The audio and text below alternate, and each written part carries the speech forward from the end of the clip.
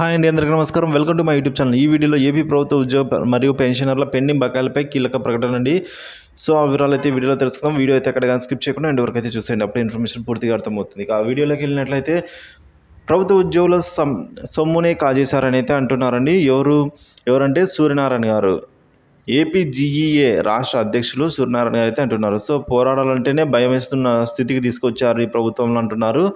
So రాష్ట్ర ప్రభుత్వంలో ఉద్యోగులు ఎన్నో ఇబ్బందులు పడుతున్నారు. వారిని కేసుల్లో ఇరికించి జైళ్లకు పంపారు. సమస్యలపై పోరాడాలంటేనే భయం తీస్తోంది అంటున్నారండి. ఎవరో కాదు, కె సూర్యనారాయణ గారు, ఏపీజీఈఏ రాష్ట్ర అధ్యక్షులు గారండి. సో విజయనగరంలో ఆయన ఈ విధంగా ప్రెస్ మీట్ నిర్వహించిన సందర్భంగా ఆయన మాట్లాడుతూ సిపిఎస్ రద్దు చేసి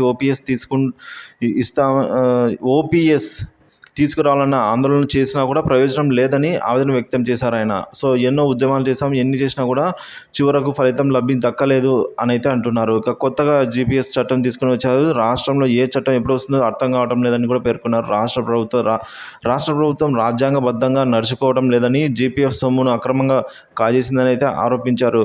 483 కోట్ల నిధుల సంబంధిత ఖాతాలను పక్కదారి పట్టించారని కేంద్రమే ప్రకటించిందని గుర్తు చేశారు. ఇక ఉద్యోగులు దాచుకున్న సొమ్మును ఎలా తీసేస్తారు అని ప్రశ్నించారు. ప్రస్తుతం ఆర్టీసీ కార్మికులు ప్రైవేట్ సిబ్బంది, ప్రభుత్వ సిబ్బంది అని కూడా తెలియలేని అయోమయ స్థితికి అయితే నెలకొందన్నారు. ఇక మెడికల్ రియంబర్స్మెంట్ బిల్స్ విషయంలో మోసం చేశారని అయితే అన్నారు. ఈ అంశాలపై ఉద్యోగులలో చైతన్యం నింపేందుకు రాష్ట్ర వ్యాప్తంగా సమావేశాలు నిర్వహిస్తామని అయితే వెల్లడించారు. ఎన్నికల నేపథ్యంలో 30 సంఘాలు ఐక్య వేదికగా ఏర్పడి 12 ప్రధాన అంశాలపై అయితే లేవనెత్తాయని అయితే విమర్శించారు.